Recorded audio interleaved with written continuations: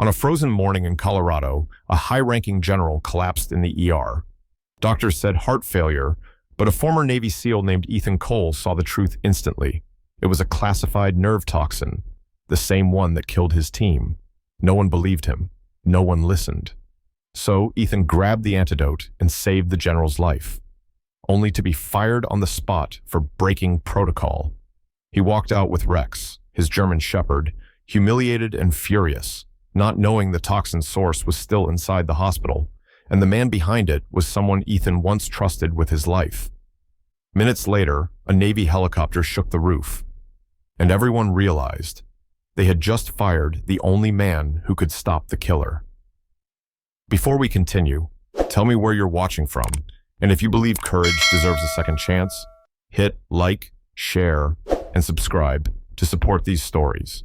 A hard winter storm pressed over Colorado, muffling the world beneath thick ice, swirling snow, and a sky swollen with gray silence.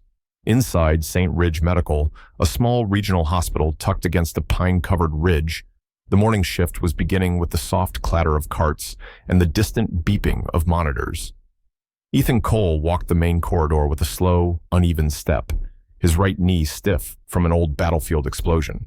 He was a tall, broad-shouldered man in his mid-30s, with a squared jaw shadowed by a day's stubble and a pair of clear, sharp eyes that watched everything with the quiet tension of someone who had been ambushed before. His brown hair was trimmed short, practical, military. Most people saw a calm security consultant. Few knew the truth, that he was a Navy SEAL forced into temporary leave after rescuing a teammate during an operation gone wrong. The blast that injured his knee also took 3 men he once called brothers. Their loss carved something permanent inside him, a steady ache beneath his ribs that only silence and duty could soothe. Beside him padded Rex, his 4-year-old German shepherd canine partner. Rex had the thick winter coat of a mountain wolf, black saddle fur across a tan body, muscular and disciplined, with intelligent amber eyes always scanning, always listening. He had survived the same explosion Ethan had, the same fire and smoke that burned away an old life. Now, Rex walked close to Ethan's left leg, mirroring his pace, carrying the weight of an animal who had seen too much but refused to break. At the nurse's station, Sarah Donnelly waved at Ethan. Sarah was a tall, thin woman in her early 40s, auburn hair tied into a bun, pale skin sprinkled with faint freckles, and warm green eyes that always looked slightly tired, yet endlessly kind. She had worked emergency medicine for nearly 2 decades, long enough to develop both a sharp intuition and a dry sense of humor. "Morning, Ethan," she said, her voice soft with that familiar mix of fatigue and affection she gave to everyone on the floor. "Storm's getting worse. You two stay warm." Ethan offered a small half smile. "We'll manage." He didn't say more. He rarely did. Words had become precious after the explosion. Silence felt safer. Rex gave a short huff in greeting, and Sarah laughed softly before returning to her charts. The quiet morning ruptured when the hospital intercom crackled to life. "Incoming emergency. Trauma inbound. Prepare Bay 2. ETA 5 minutes. Then another voice, strained and breathless. "Special Operations Transport requesting immediate access." Sarah's head snapped up. "Special Operations? What the hell?" Ethan felt something cold slide down his spine. Special Ops didn't use civilian hospitals without a reason, and that reason was never good. The roof trembled as a rescue helicopter descended through the blizzard, its rotor blades cutting the storm apart. Snow blasted against the windows. Ethan and Rex followed the sound to the trauma bay. Nurses rushed forward. A young paramedic pushed through the doors, his face pale, his breath fogging in the cold. On the stretcher lay General Marcus Hayes, one of the most respected commanders in the special operations community. Hayes was a man in his late 50s, once powerfully built, now trembling and weak. His skin was an ashen gray, jaw tight and twitching, eyelids fluttering uncontrollably. He wore a dark green uniform coat dusted with snow, metals glinting faintly beneath the overhead lights. "Collapsed mid-flight," the paramedic gasped. "Heart rate unstable. Possible cardiac event." "No," Ethan said, his voice low but firm, instinct snapping into place like a locked magazine. He stepped closer, ignoring the startled looks from staff. He had seen those signs before, the slight quiver in the fingers, the tight curl of the hands, the unnatural stiffness in the jaw muscles, and the faint purple shadowing beneath the nails. Sarah frowned. "Ethan, what are you—" "That's not cardiac failure," Ethan murmured. "It's neurotoxic, a nerve agent, military grade." A doctor, Dr. Robert Lane, a round man in his 50s with thinning hair and a brusque, impatient manner, snorted dismissively. "Consultants don't make diagnoses. Step back, Mr. Cole." Ethan didn't move. The memories hit him like shrapnel. Smoke-filled air, men collapsing around him, Rex barking frantically as Ethan dragged a dying teammate out of a burning structure. The same toxin, the same symptoms, the same fear. "If you treat him for a cardiac collapse, he'll die," Ethan said. His voice trembled, anger or memory, he couldn't tell. "We need the antidote. Top shelf, locked toxin kit." "Absolutely not," Dr. Lane barked. "Security will escort you out if—" Rex growled. A deep, warning rumble. Sarah hesitated, eyes darting between Ethan's expression and the general's failing vitals. She whispered, "Ethan, if you're wrong—" "I'm not," he said, and he moved, quick, decisive, trained. He snatched the toxin kit key from the wall panel. He'd memorized the code weeks ago. Ripped open the case, grabbed the antidote vial, and injected it into the general's arm before anyone could stop him. "Ethan!" Sarah shouted. Too late. The general's body went still. Then a long second later, a faint pulse rose on the monitor, weak but rising. A collective gasp filled the room. The general's eyelids fluttered. His breathing steadied. The toxin's grip loosened. Ethan stepped back, chest tight, heart pounding. He had saved him. Again. Saved someone no one else knew how to save. And then the hospital director arrived. Director Howard Mills was a short, stern man in his mid-50s, with gray hair slicked back and a face carved into permanent disapproval. He spoke with clipped precision, as though every word annoyed him. "Ethan Cole," he snapped. "My office. Now."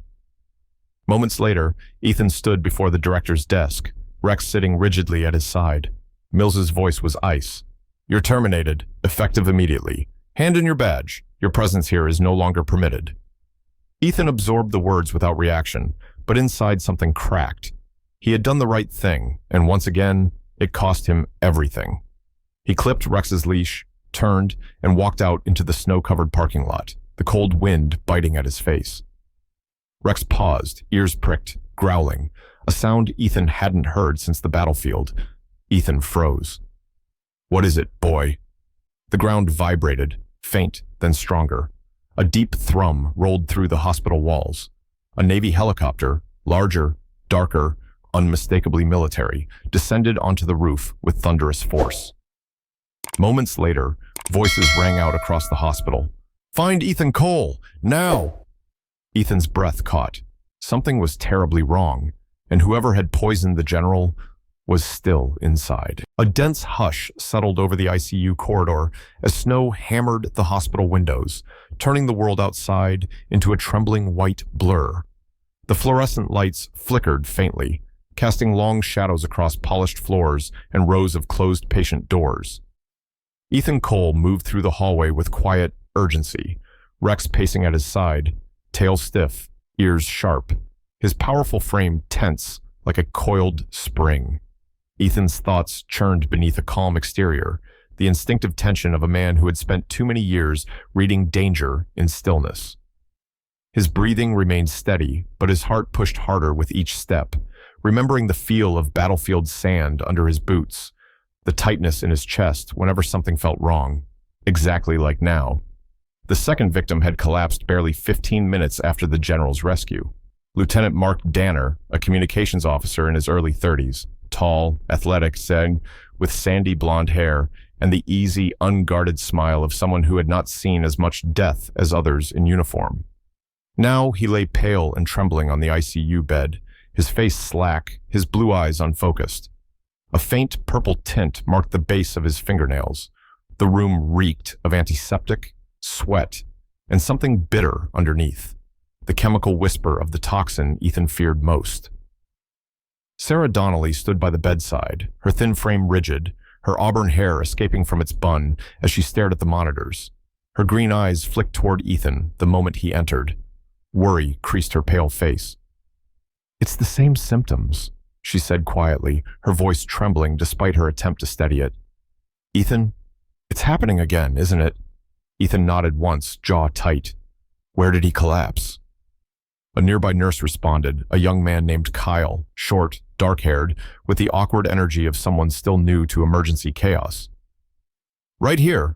He was escorting the general's chart to the station and just dropped." Ethan's eyes sharpened. "Who was near him?" Kyle fidgeted. I didn't see. I was helping transport another patient." Ethan crouched next to the lieutenant. Rex sniffed deeply at the officer's trembling hand, then jerked his head, ears pinning back. A low growl vibrated in his chest. Ethan felt his pulse surge. "He picked something up," Ethan murmured. "A chemical trace." Sarah stepped closer. "Rex recognized the smell?" Ethan didn't answer. He didn't need to.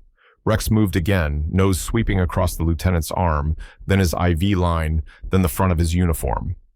Suddenly, Rex pulled hard toward the hallway, nails clicking against the floor. Ethan rose immediately. He's tracking something. As they followed Rex out of the ICU, Ethan's mind spiraled inward, pulled toward a darkness he had spent months trying to bury. The toxin, the tremors, the way the lieutenant's fingers curled. All of it dragged him back to the day Raven 12 collapsed in flames and dust. He remembered the burning metal, his men choking on poisoned air, Rex howling through the smoke while Ethan tried to drag bodies that would never move again. That memory lived in his bones. Reed, Mason, Dalton, their faces etched behind his eyelids, but one face emerged sharper than the rest. Logan Briggs, tall, lean, quick as a blade. A man with dark hair buzzed short, sharp cheekbones, sharp tongue, and a grin that always masked something stormy behind his eyes. Logan had been charismatic and reckless, a soldier who laughed loud and fought harder, but trauma had changed him long before Raven 12. He had seen civilians die in a failed intel op, an event that twisted his once brash confidence into something more brittle, angry, unpredictable. Logan was brilliant, but broken in ways the military never fully repaired. Still, Ethan had trusted him with his life. Until the day they were told Logan died in the Raven 12 blast. Rex tugged harder, pulling Ethan through the dim hallway toward the internal supply wing. The further they moved, the quieter the building felt. A hum of cold air pushed down from overhead vents. The smell of antiseptic faded, replaced by the sterile scent of sealed storage. Finally, Rex stopped at the door to the pharmaceutical storage room. His ears flattened. Another growl. Ethan keyed in the code. The door clicked. Inside, shelves of medications gleamed under pale lights. But on the tiled floor near the back, a smear of residue, glossy and unnatural, caught Ethan's eye. He knelt beside it, the chemical sheen unmistakable. "He was here," Ethan whispered. "The poisoner came through this room." Sarah, who had followed quietly, covered her mouth with her hand. "But who could get in here? Only staff with clearance." Rex's ears pricked toward the ceiling.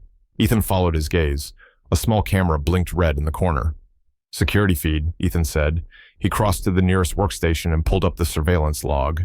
The footage loaded sluggishly, grainy but clear enough to catch movement. Then Ethan froze. A figure stepped into frame, wearing hospital scrubs, face covered by a surgical mask, cap pulled low. But the posture was unmistakable. Calm, precise, efficient. A fluid, predatory ease that no civilian or doctor possessed. Ethan's stomach dropped. He leaned closer to the monitor, his breath going thin. "No," he whispered. The figure moved to the toxin cabinet with confidence, hands gliding over the locks as though recalling old muscle memory. Not searching, knowing. Exactly where everything was stored. Sarah whispered, "Ethan, do you know who that is?" Ethan didn't answer. He couldn't. His lips parted, but only one name formed. Silent, jagged, impossible. Logan Briggs, a dead man, a traitor, a ghost wearing scrubs. Ethan's pulse hammered in his throat. If Logan was alive, if Logan was in this hospital, then everything the military reported about Raven 12 was a lie. And the man he once trusted with his life was now killing anyone who knew the truth. Ethan stepped back from the monitor, heart pounding with the brutal certainty settling in his chest. "Sarah," he said, voice hoarse, "if Logan survived, he didn't survive on our side." The cold realization locked into place. Logan Briggs wasn't just alive. He was finishing the mission he believed Ethan should never have survived, eliminating every witness connected to the toxin program, and Ethan Cole was next on that list. The storm thickened outside the hospital, wind slashing against the windows as if trying to claw its way in. By the time Ethan Cole and Rex reached the 4th floor, pediatrics, the fluorescent lights flickered like nervous breaths, leaving parts of the hallway drowned in shadows. Ethan's heart beat in a tight, controlled rhythm, the rhythm of a man taught to stay calm in ambushes, but inside, something colder than fear pressed against his ribs. He knew Logan wasn't targeting children, but the thought of his former teammate roaming freely through a pediatric ward twisted Ethan's stomach with dread. The pediatric wing felt softer than the rest of the hospital, walls painted with bright colors and cartoon animals, small chairs, tiny blankets, IV poles shaped like trees. And yet, that gentleness made it worse. Logan was using this place as a shield. He always planned 3 steps ahead, always ready to exploit what others wouldn't dare touch. Rex walked ahead with his powerful body taut, tail stiff, ears pricked so sharply they trembled. The dog's winter-thick coat bristled along the spine, and Ethan recognized the low rumble rising in Rex's chest, the sound he made only when danger was close enough to breathe on them. Ethan tightened his grip on the dog's harness. "Easy, boy," he whispered, though the words were more for himself. The hallway bent left toward the isolation rooms. A soft sobbing came from somewhere behind a closed door, perhaps a sick child resting. Ethan's jaw clenched. Logan had turned this bright place into a battlefield without firing a bullet. A nurse stepped into view from behind the station desk. She was young, maybe mid-20s, small and delicate, with curly black hair pinned messily behind her head, her dark brown eyes wide with fear. Her name badge read Mia Alvarez. She looked like someone who normally radiated warmth and patience, traits shaped by long hours comforting frightened children. But now her face was pale. "Sir, are you security?" she whispered. "There was a man. He moved so fast I barely saw him. He went that way." She pointed toward the isolation rooms, her hand trembling. Ethan nodded once. "Stay behind the desk. Don't follow. If you smell anything strange, anything metallic or bitter, pull the alarm and evacuate this floor immediately." Mia swallowed hard and nodded, clutching the counter. Ethan continued forward, Rex's growl deepening as they approached the dim corridor.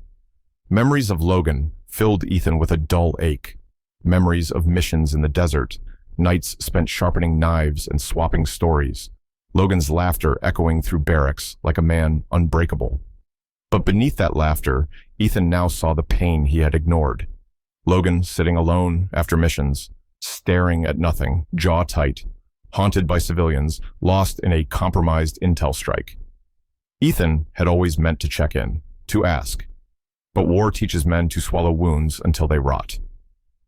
A faint metallic clink snapped Ethan back.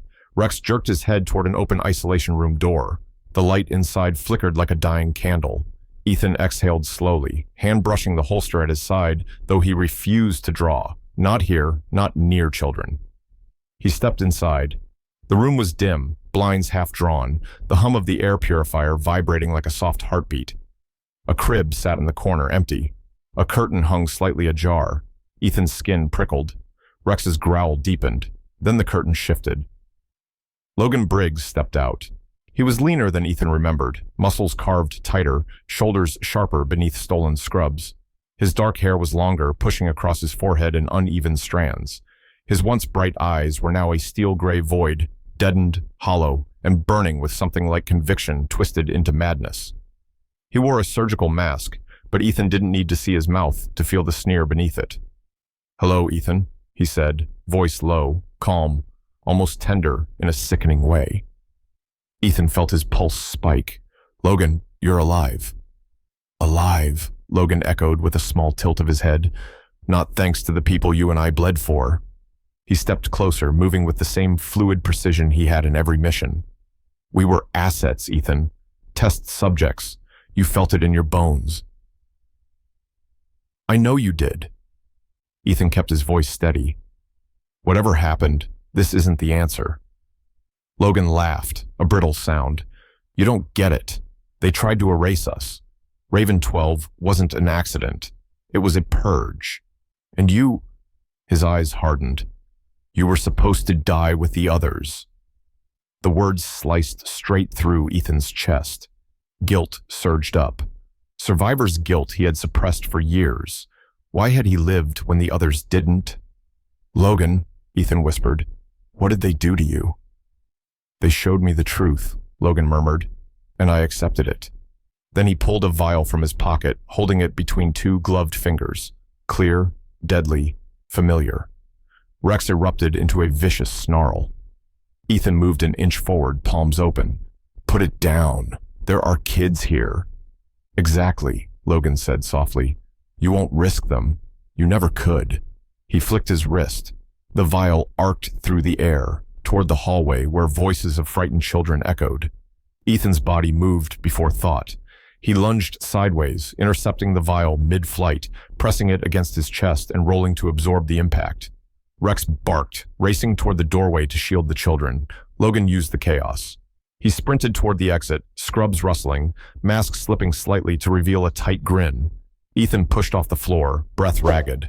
Logan was heading for the lower levels. The technical wing, the place where he could do catastrophic damage. Ethan shouted after him, Logan! But Logan didn't look back. His final words drifted behind him like smoke from a burning past. You should have died with them. Then he vanished down the stairwell, leaving Ethan, Rex, and a group of terrified children behind, while the storm outside howled, as if echoing the betrayal. The basement air was colder than the rest of the hospital, as though the storm outside had seeped through concrete and steel, turning the underground corridor into a dim, humming cavern. Fluorescent lights buzzed overhead, some flickering in weak pulses, leaving stretches of shadow along the floor. Ethan Cole moved through the narrow hall with Rex at his side, the dog's powerful silhouette gliding low and ready, muscles taut beneath the thick winter coat. Ethan's breath came slow and controlled, but his heart pounded with a brutal, twisting pressure, half adrenaline, half grief. The thought that he was about to fight Logan Briggs, a man who once stood shoulder to shoulder with him during the worst nights of their careers, carved through him like a blade. Once, Logan's presence had meant trust. Now it meant threat. The mechanical hum grew louder as they reached the steel door marked ventilation control. Authorized personnel only. A faint chemical odor bled into the hallway, bitter, metallic, unmistakable. Ethan felt his stomach tighten. He knew that smell. It was the same toxin that haunted his nightmares, the same compound that burned the lungs of dying teammates during Raven 12. Rex growled, low and deep. Ethan steadied his hand on the dog's harness. Stay sharp, he whispered, though Rex was already coiled for violence. Ethan pushed open the door.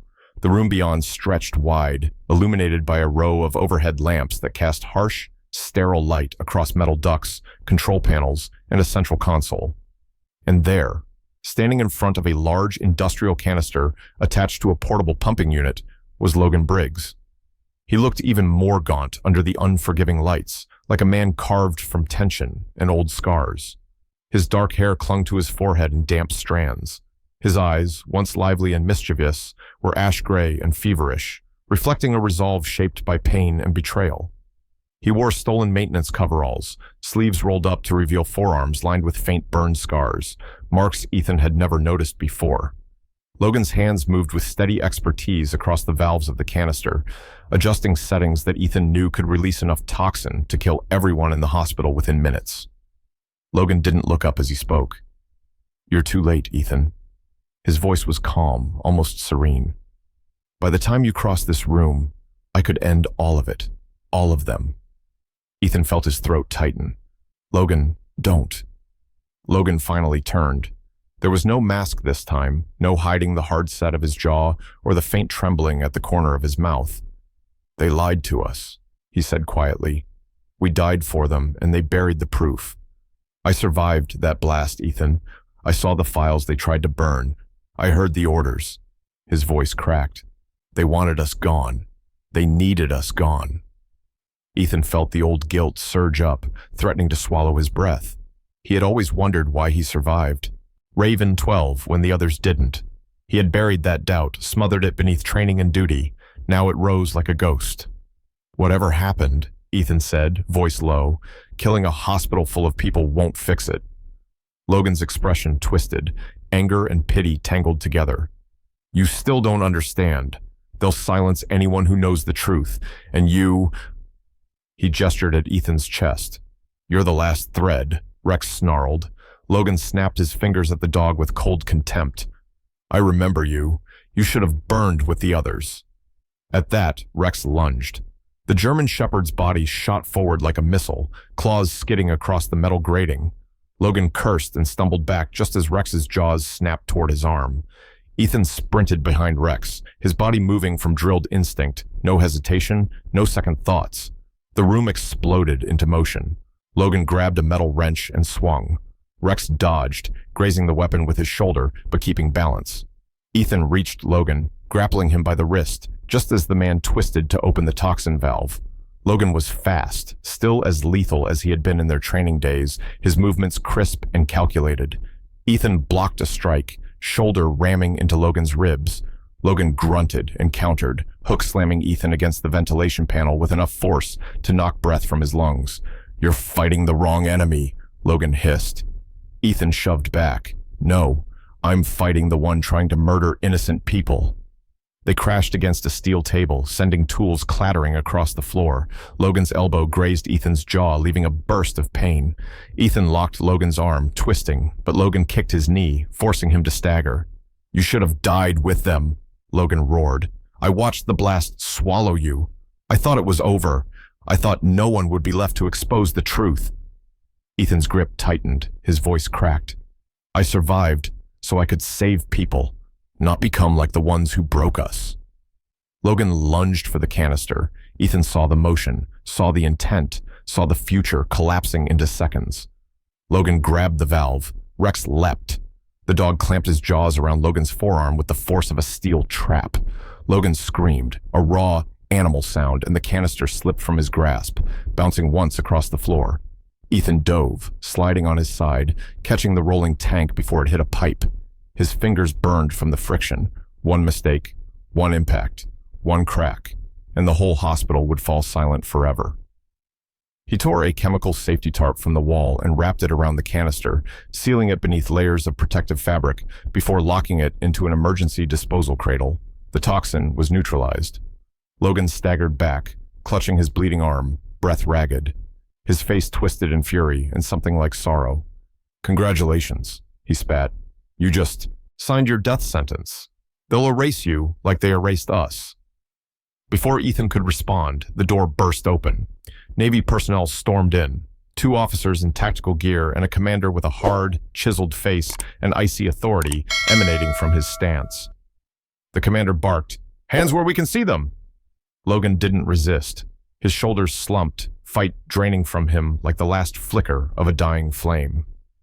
The officers slammed him against the wall and cuffed him. As they dragged him away, Logan's haunted eyes locked onto Ethan's. You can't save them from the truth, he whispered, and you can't save yourself. The words hung in the air long after Logan was gone. Ethan stood in the center of the room, breath heavy, ribs aching, hands shaking. Rex pressed against his leg, warm and steady. Ethan glanced down at his old teammate being hauled away, and the pain cut deeper than victory. This wasn't triumph. It was loss, again. Loss that tasted like ash and memory. Loss that never really left. Dawn broke gently over the storm-battered hospital, the sky washed in pale gold that slowly softened the jagged edges of the night's terror. The icy wind carried the last remnants of the blizzard across the rooftop, sweeping thin sheets of frost over the landing pad as if trying to erase the violence that had unfolded beneath it. Ethan Cole stepped out onto the roof with Rex pressed close to his heel, the German shepherd's breath making small clouds in the cold air. Ethan's body ached from the fight in the basement. Ribs tight, jaw bruised, muscles trembling with exhaustion he refused to show. Yet beneath the physical pain was something deeper, a twisting blend of grief, shock, and the numb weight of choices no soldier should have to make. He had fought enemies before, but fighting a brother in arms, fighting Logan, had carved something raw into him that he wasn't sure would heal. The helicopter that waited for them was a sleek Navy MH-60, its matte black surface gleaming under the first shard of sunlight. Its rotors spun lazily in standby, sending circular bursts of wind spiraling across the roof. Two Navy aviation crewmen stood nearby, their silhouettes crisp and disciplined. One was a woman, Lieutenant Jenna Brooks, tall, athletic, early 30s, dark skin warm like bronze beneath the rising sun. Her black hair was braided tightly down her back, her posture sharp and steady, the kind of presence that carried confidence without arrogance. Her expression held quiet respect as she watched Ethan approach. The other crewman, Petty Officer Nolan Briggs, no relation to Logan, was a broad-shouldered man with sandy hair, a squared jaw dusted with light stubble, and steady blue eyes. He looked like the type who never raised his voice but never missed a detail either. The kind of silent reliability forged from years of rescue missions in brutal conditions.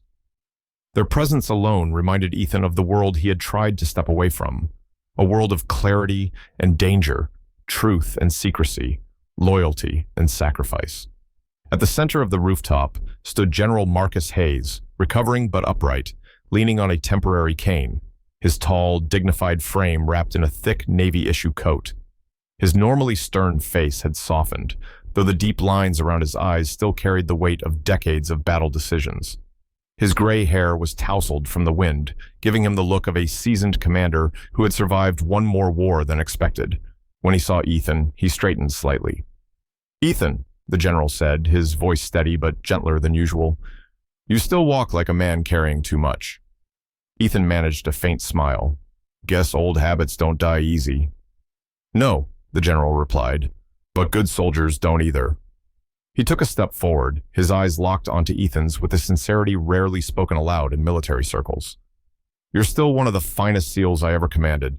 You reminded this hospital, this unit, and me, that courage sometimes means acting alone." The words hit Ethan harder than he expected. Praise was something he had learned to distrust, because it often came from people who didn't understand the cost behind it. But coming from Hayes, a man who had seen death stare entire platoons in the eyes, it meant something. Ethan swallowed against rising emotion. Rex nudged his hand, sensing the shift in his breathing. The general continued, "Logan Briggs will face military custody. His knowledge, his involvement, will require a high-level tribunal." Ethan's shoulders tensed. The thought of Logan behind bars, not dead, not lost, brought a strange mix of relief and sorrow. He had wanted to save Logan once. He wasn't sure if that desire had fully died. The general's tone deepened. "The Pentagon has reopened your classified file." Ethan froze. Air rushed out of his lungs in a tight exhale. He had known this moment would come, but knowing didn't make it easier. His file contained everything: his missions, his injuries, his decisions during Raven 12, and the truth about how close he had come to dying that day. "You'll need to attend a closed-door debrief," General Hayes continued, "and not the routine kind. You're standing at the line between what the public believes and what they were never meant to know." Ethan felt the weight settle across his shoulders like fresh armor. He had walked away from the SEALs because the ghosts were too loud, because he feared the man he was becoming. But some ghosts didn't stay buried. Some rose from the dead, like Logan. A sudden gust of wind swept across the roof, snow dust swirling into a brief, shimmering spiral. Rex pressed against Ethan again, licking his glove as if reminding him he wasn't alone. Ethan looked down at the dog, the loyal partner who had survived Raven 12, who had saved Ethan's life more than once, who never questioned Ethan's darkness or his doubts. Rex's amber eyes were steady, unshaken, full of trust. That trust was a lifeline. Ethan lifted his gaze to the sunrise. Beyond the storm clouds, colors of gold and pale pink spread across the sky, bathing the hospital in soft warmth. After the brutality of the last hours, the sight felt unreal, fragile and pure, like a promise he wasn't sure he deserved. Lieutenant Brooks stepped forward. "Sir, we're ready whenever you are." Her voice was clear but held a thread of understanding. She was the kind of officer who saw more than she said. Ethan nodded, though his pulse throbbed with conflicting emotions: dread, duty, exhaustion, the faint spark of purpose. "Guess that means it's time," he murmured. The general placed a hand on Ethan's shoulder. "Whatever comes next, remember this: you didn't fail your team, and you didn't fail today." Ethan nodded, but the words stirred the old wound anyway. He stepped toward the helicopter, wind buffeting his coat. Rex walked beside him, tail low but steady, his gait confident and loyal. Ethan paused at the open door of the aircraft, staring into the dim interior where a long journey home and a longer journey into truth awaited. He breathed out once, letting the weight of the past settle into something he could finally face. Then he stepped inside the helicopter. Rex followed close behind. Together they braced for whatever mission awaited them next. When the storm finally broke and the helicopter lifted into the rising light, Ethan and Rex carried more than scars. They carried proof that even in the darkest corridors, a guiding hand can appear where we least expect it. Some people call it luck. Others call it instinct. But those who have walked through fire and survived know a deeper truth. Sometimes God places the right person in the right place at the exact moment a life needs saving. And sometimes he sends a loyal dog to stand guard over a heart that has forgotten how to hope. In our everyday lives, far from blizzards, battlefields, or poisoned shadows, we face our own quiet storms. Moments when fear is louder than faith. Moments when we feel alone, unseen, or unsure of our purpose. But Ethan's story reminds us of something powerful. No storm is too heavy for God to guide us through. No wound is too deep for him to heal. And no night is so dark that his light cannot rise again. So as you watch this story, where courage was tested, loyalty proved, and miracles whispered through the snow, may you carry one message with you. If you are still here, it means God is not finished with you yet.